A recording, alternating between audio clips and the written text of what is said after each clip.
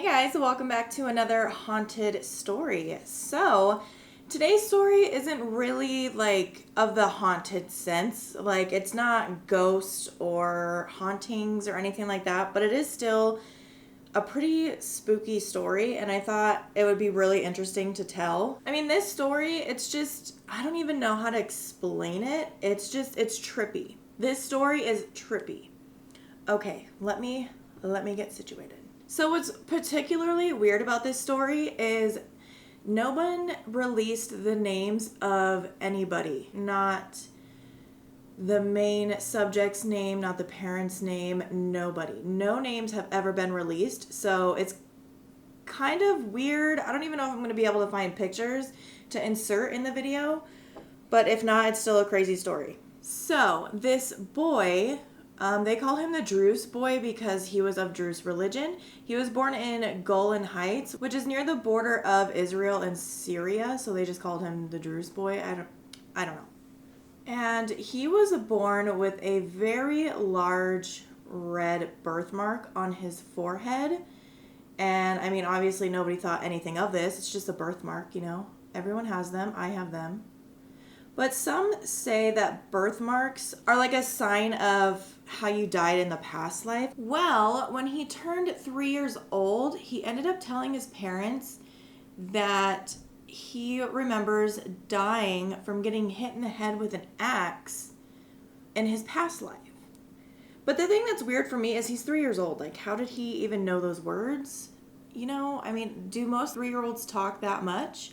I don't have kids, so I don't know.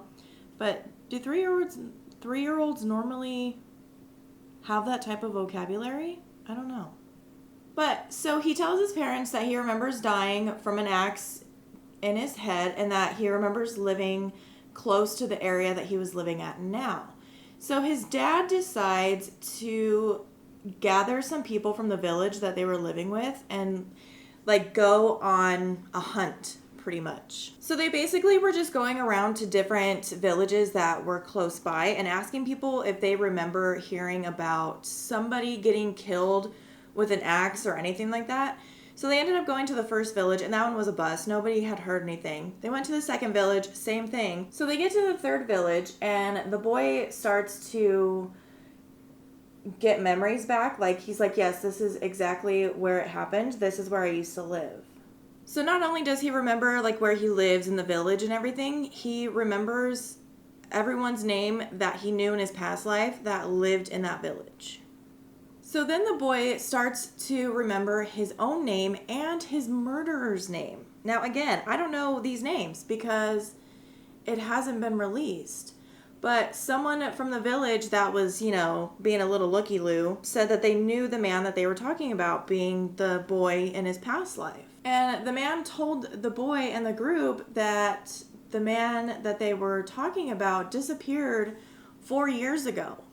And nobody knew what happened to him. People just assumed that he was killed or taken prisoner under the suspicion that he was a spy, because I guess that was like a thing.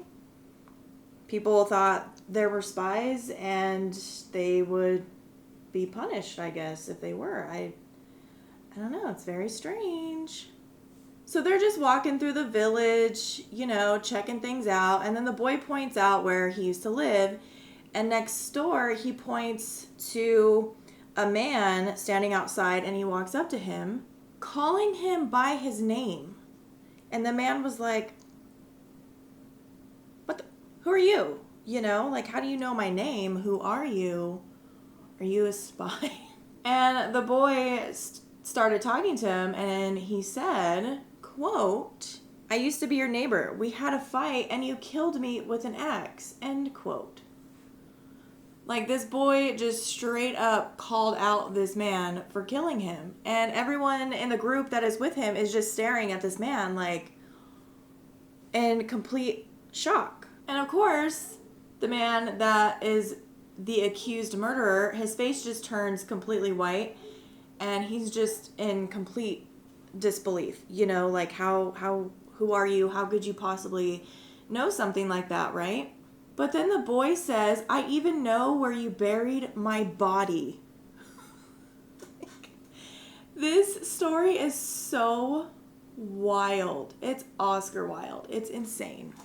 Sorry, I had to turn off my camera and take a break because the neighbor's dogs don't know how to not bark at everything that goes by. So I decided I would do my eyelashes while I was waiting.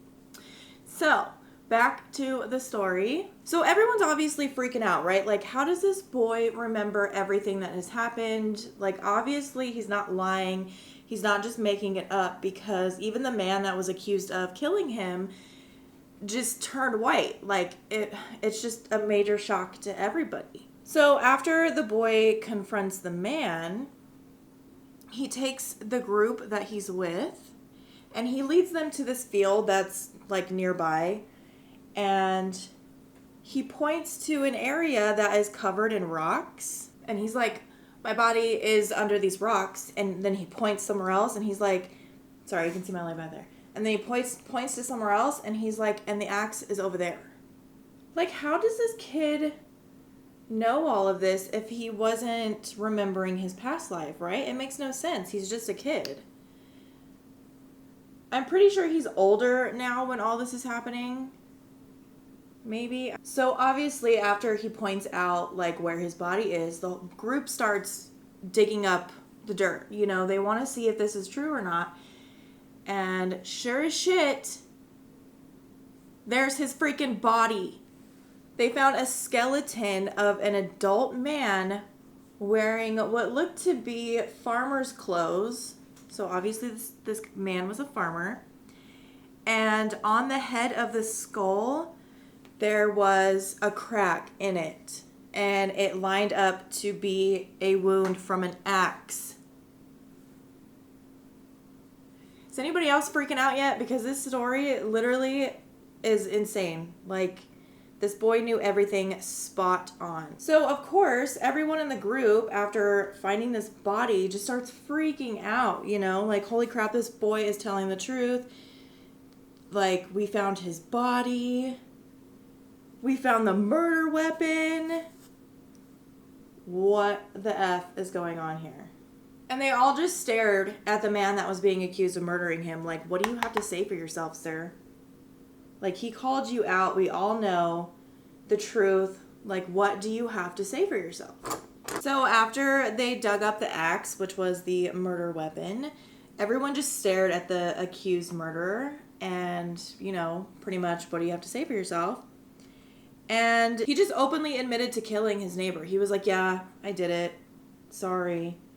Like, I don't know what you want me to say, but I did it, you know? So, I mean, at least he admitted it, and he got it, like, it off his chest, I guess. So here's the part that kind of confused me that I just didn't understand, is the group that was with the boy decided not to turn the man over to the police or anything. They decided not to even, like, they decided not to take him into authorities, like, nothing like that. They didn't do anything. I guess it said that they just decided to take punishment into their own hands, and nobody knows what happened to this man. Nobody knows if he's dead, if he's alive, what the group did to him. Nobody knows what the hell happened to this guy.